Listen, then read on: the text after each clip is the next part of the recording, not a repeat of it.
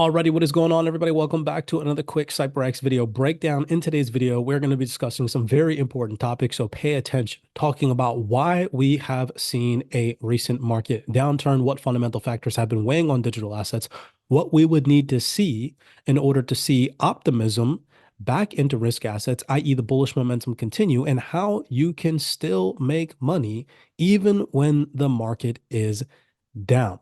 If those topics interest you, then make sure that you stick around for the entirety of this video breakdown. I'm going to be showing you all some positions that I'm currently sitting in the digital asset space. With that being said, if you enjoyed these video breakdowns, smash that thumbs up button and subscribe to the platform. We do appreciate the love and the support. So first, we're going to discuss and talk about why we've seen a market downturn. Now, if you have been a follower of ours here at CYPRX for some time, you know that a lot of the demand that we saw towards the end of 2023 and the beginning of 2024 in the digital asset space was primarily driven by dwindling U.S. economic activity, weaker U.S. dollar, and bets that the Federal Reserve was going to start to cut rates. Here is an example from CNBC from December 4th, 2023, talking about how Bitcoin was topping out roughly around $41,000 at the time, primarily driven, obviously, of course, due to the ETF hopes, but also on the bets that the Federal Reserve is going to cut rates. That plays an important role as we progress. All right.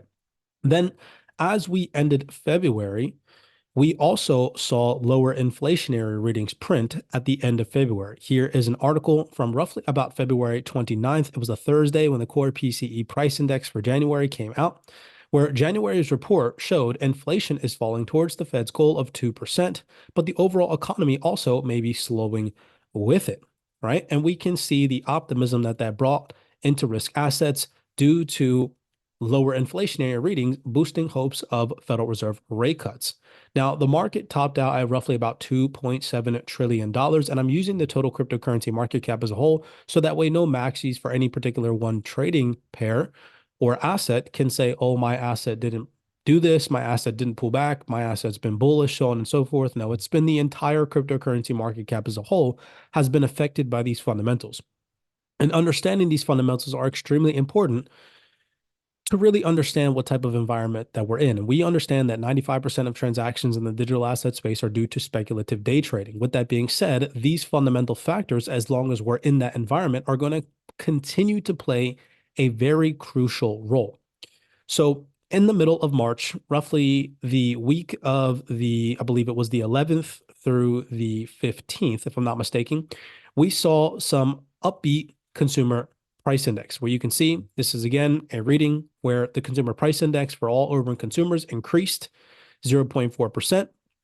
And so again, we're seeing some higher inflationary readings, and we know higher inflation, what does that do?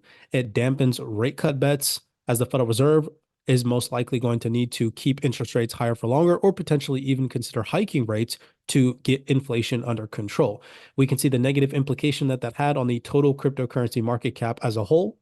Now, here in this area, we saw a slight recovery in risk assets as Jerome Powell went on to reiterate to the market that he still sees on March 20th, this was the last FOMC meeting, he still sees 3 rate cuts happening in 2024. And that boosted optimism risk assets and brought demand back to the table. Now, that demand quickly faded as, again, we saw higher inflationary readings via the core PCE price index reading that came out at the end of March, heading into April.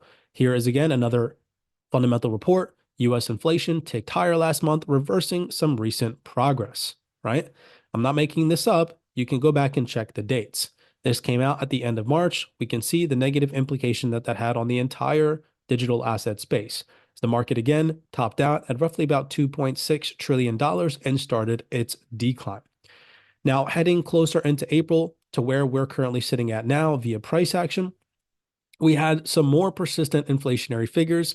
As you can see, the U.S. Consumer Price Index, or the CPI, rose 0.38%, in March, which was slightly hotter than the consensus forecast. Now, remember, this data lags behind, so the data that we got in March was actually released in April, and it was released the week of April 8th through April the 12th. All right, so you can see again the negative implication that that had on the entire digital asset space. And then the most recent market downturn that we saw in the digital asset space was primarily due to the Middle East escalations, where you can see a fundamental report from Friday, April 12th, 2024, that goes on to say how the U.S. was expecting Iran to carry out direct attacks on Israel. We know that any geopolitical escalations or tensions that drive demand for safe haven assets like the dollar or gold tend to weigh on riskier assets. We primarily saw that back in 2021 when Bitcoin topped out at 69,000 and started its market downturn, primarily due to the geopolitical escalations that we saw in Russia and Ukraine, and then obviously, of course, the aggressive rate hike cycle that we saw started from the Federal Reserve. Now, on that Saturday evening, after that initial announcement of the potential attack on Israel via Iran, we saw Iran launched an unprecedented large-scale drone and missile attack on Israel that Saturday night. And we can see Friday started that market downturn, and then leading into Saturday, that market downturn increased with the geopolitical escalations and tensions rising, right? Causing less of a demand for risk assets and more of a demand for safe haven. Now that you guys understand these fundamental factors, and just to show you all a catch up, we can see April 9th, 2024, Wall Street's big rethink on interest rate cuts, how the mood music on rate cuts has changed again, and inflation hasn't fallen as quickly as expected. Remember, I showed you guys why we saw massive demand in risk assets all the way back in December was primarily driven due to some of the hopes on Federal Reserve rate cuts. And we can see how that optimism in risk assets has now faded slightly, right? So let's just talk about this upcoming week. Let's go ahead and clear some of these fundamental factors off of the charts so we can get rid of that. Now, this week up and coming, looking ahead, we have some key U.S. data releases, including important PMI figures, labor market figures, and the federal funds rate, all of which are in focus. Now, I personally anticipate continued resilience in the U.S. data and a hawkish tone from Fed speakers.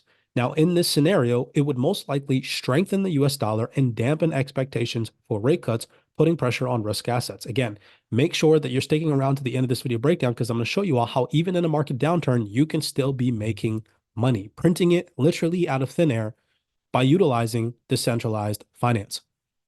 Let's just go look at the economic calendar on the forefront. Again, you guys can check this stuff out via Forex Factory if you want full fundamental breakdowns going into detail as to how to react to these market conditions, how these fundamentals could potentially come out and impact the prices of these digital assets, and you want more of an insight into that realm of this market. Again, we offer all of that in our private CYPRX monthly membership. Now, we have consumer confidence figures this week. We have some PMI figures. We have some important labor market data with JOLTS job openings. And then Wednesday, you can see here is the federal funds rate. That is when we need to be paying attention to Jerome Powell's speech, whether he delivers a more hawkish or dovish sentiment. More labor market data with unemployment claims heading into Thursday. And then the more important labor market data will be delivered on Friday with the NFP and the unemployment rate. And then to end the week, we have some more PMI figures to be paying attention to. All right. So lots of fundamental data this week, particularly just focusing on the first scenario, which would be upbeat data. That means this week we see all of these data releases come out healthy and upbeat or resilient for the U.S. economy, driving strength back to the dollar. We see hawkish commentary from Federal Reserve speakers, pushing back rate cut bets, further weighing on risk assets and driving more of a demand for the United States dollar. In that scenario, so that would be this scenario here, again, just to make this bigger for you guys, so you have this, upbeat U.S. data, hawkish commentary, pushing back rate cut bets, or any further geopolitical escalations leading to more of a demand for safe haven would all lead to most likely stronger dollar and weakness in risk assets. Now, with that being said, if we see these factors play out this week, I could see us correcting more of this previous bullish move. Now, in my personal opinion, that would still be a healthy correction via the relative size of this previous bullish move, where even if we did see the total cryptocurrency market cap come back down to revisit $2 trillion, potentially even $1.8 trillion, correcting more of this previous bullish move, this would still be in healthy ranges. Right? Zooming out, we understand the longevity of this digital asset ecosystem. Again, I'm attempting to show you guys here in this video how you can still make money in these market downturns. So if we did see these factors and we failed to break above these previous intraday highs and the total cryptocurrency market cap as a whole, I would most likely be expecting some type of scenario like this, give or take some liquidity grabs above highs.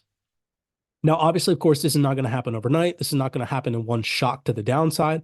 But if we did see upbeat data, hawkish Fed comments, pushing back rate cuts, any further geopolitical escalations and stronger dollar, this is the scenario that I'm most likely expecting. All right.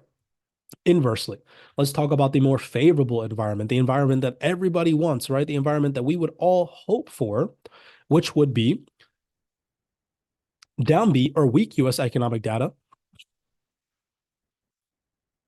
So that means the entirety of this week, all these fundamental figures print lower than market previous and lower than market forecast, showing signs of cracks in the US economy or weakening in the US economy, dwindling economic activity, which we know would most likely weigh on the strength of the dollar. Couple that with some dovish Fed comments from Jerome Powell supporting the rate cut bets. Remember that in the middle of March, when he delivered his last FOMC meeting here on March 20th, we saw him drive demand back for risk assets as he favored rate cut bets happening in 2024, where he went on to say that he still sees 3 rate cuts happening this year. And we can see the correction that the entire digital asset ecosystem had when he delivered those dovish comments. So we can hope to potentially see that happen this week. Obviously, of course, also we would need to see de-escalation in geopolitical tensions, driving no further demand for safe haven assets, i.e. like the dollar and gold, which would prompt a more favorable risk on market environment.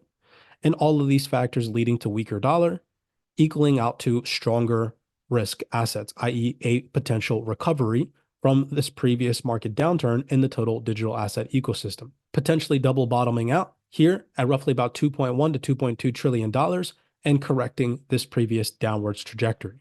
This will be the more favorable environment, and this is what we can all hope for. But now let's just talk about how we can maximize our earning potential in this digital asset space, no matter if the market is going up or down. So no matter what scenario plays out this week, how can you still be making money in the digital asset ecosystem? Well, I said to you guys on the X Space, now is the time to maximize opportunities in the Web3 ecosystem. Your crypto should be making money for you. One of my most favorite ways to achieve this is by taking advantage of DeFi, by being a liquidity provider and earning fees off of other people's trading, i.e. in crypto, which we know 95% of digital asset transactions are due to trading. And that is my strategy. All right. And I can show you guys a little bit about that. So it is one, in my personal opinion, one of the best ways to generate passive income as we speak. It offers the highest APR, which surpasses that of traditional finance. So if you're not too familiar with what I'm talking about, let me just show you a quick example. This is a DEX that I'm currently operating on right now, Aerodrome Finance, and I have 3 positions open on this. Now, one of my positions is making me 170% APR. Another is making me 747% APR, and another one is making me 336% APR. Now, these percentages may seem out of the norm, but in decentralized finance, in the environment in which we operate in now, in the early stages of this decentralized finance ecosystem, they are not out of the norm. A lot of people will sit here and say, oh, isn't that gambling? Isn't that risky? Isn't that this? Isn't that that? Those are all people that will go nowhere in life and never grow their wealth, never break free from the matrix, and will always be stuck in the traditional realm of investing, making very small percentages in terms of returns on their initial investments. You need to understand the potential possibility that we have as investors in this early stage, in this early nascent environment that we're currently operating in. So here is an article just to go on to show you guys that this market, i.e. decentralized finance, is only set to grow. Now is the time to get involved. As we observe this technology, it has matured significantly. It offers a more robust, secure, and user-friendly platform. This evolution has made DeFi more accessible and reliable for the average user. Consequently, there's a growing awareness and understanding of cryptocurrency and DeFi among the general public, i.e., mass adoption, and more people are becoming educated about how these systems work and the benefits they offer over traditional finance, such as the DeFi industry, which is estimated to grow up 42.5% until 2030, reaching a total, and in my personal opinion, this is a very low ball, $231 billion. So that just shows you the growth potential. So for those individuals that are like, oh, I don't want to get involved, I don't want to make passive income, I don't want to allow my digital assets to work for me. Again, I don't know why you would want to think that way. But this is just to go to show those naysayers, understanding the environment that we're in, right? A trading environment, understanding that you can make money by being a liquidity provider for these trading pairs. For example, if you just go and you look, these are all trading pairs: GRT, US dollar; XRP, US dollar; Bitcoin, US dollar; XDC, US dollar; Casper, US dollar; HBAR. These are all trading pairs. People are trading these digital assets up against said currency pair, and you can be making fees by providing liquidity to these trading pairs. Okay, let me just go a little bit more in detail for anybody that's interested and anybody that's like, what are you talking about? Well, traditional exchanges like the NASDAQ have professional market makers who ensure liquidity and set prices. These professionals benefit from the system by earning profits through spreads between buying and selling prices. This setup limits participation to a select group of financial experts and institutions, making it a challenge for the average person to take on a similar role due to the complexities and financial requirements involved. In contrast, decentralized exchanges empower the community to provide liquidity. This means anyone, I repeat, anyone can become a market maker, offering more people the opportunity to participate and benefit. This approach broadens access and allows more people to contribute as liquidity providers. Additionally, as a decentralized platform, it enables users to trade directly from their wallets without any middleman, ensuring greater security and control over their assets.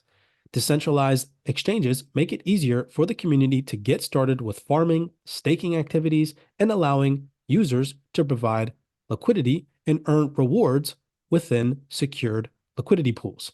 I'm telling you guys right now, this is one of the main ways that I have been making passive income this entire market cycle that we're currently operating in now. If you are just buying and holding crypto and sticking it in your cold storage wallet, hoping for some price appreciation, let me be the one to tell you that you could have been making money on those holdings the entire time by using those assets to provide liquidity. You're still holding the assets. And I'm just going to show you an example. All right. Let's just go over, because a lot of people hold HBAR. All right. A lot of people hold HBAR. You could have been a liquidity provider on a platform, a decentralized application like SaucerSwap. Okay. You can see here, you can go to liquidity, you can look at pools, and you can see right here on USDC HBAR, you could have been making 67% APR by being a liquidity provider for this trading pair. USDC HBAR. You could still be holding your HBAR, but you could be using that HBAR to provide liquidity to this trading pair and making 67% APR on this initial pool. That is absolutely mind-blowing. Show me in traditional finance where this is possible. You cannot. Okay. Take advantage of these opportunities. Again, here at CYPRX, in our monthly portal, in our monthly platform, we're going to be building out a subsection that's going to show you guys our in-depth strategy, showing you all what pools we're involved in, showing you all what percentages we are making, showing you all how much money we have deployed into DeFi, physically going into detail into our portfolio, picking apart how to get involved in decentralized finance to grow your wealth, to make passive income, to really expand the opportunities that are readily available to you at your fingertips in this new ecosystem in which we are operating in. So I hope that this video breakdown helped you guys understand the macro, helped you understand the potential outcome of this week, understanding the possibilities via the fundamental data releases that are set to come out this week, risk on, risk off. You guys now know what to be paying attention to. You know the more favorable environment, you know the less favorable environment, and you know the potential possibilities this week. You will now also know that at your fingertips, you could be your own bank. You could be making money off of being a liquidity provider on these decentralized exchanges for these trading pairs. Now, if anybody's interested in this, again, stick around. Make sure that you're subscribed to the platform. Make sure that you're following us on X for any further updates. We're going to be releasing this part, this new addition to CYPRX Monthly in the next couple of weeks. So make sure that you stay tuned for any further updates. And with that being said, do us a favor, smash that thumbs up button and subscribe to this platform. We do appreciate the love and the support, and I will see you all in the next video breakdown. Resiliency, but also with that energy efficiency. But the promise is there, and so I think it would be foolish to dismiss it. What is more interesting, I think, is the utility. What is the use case? Mm-hmm. We all know that trading has been 95% of all the activity. We all know that trading has been 95% of all the activity. But what is the utility? What is the use case that it will bring, that will truly unlock the value of it? And that's I think what we're all working towards.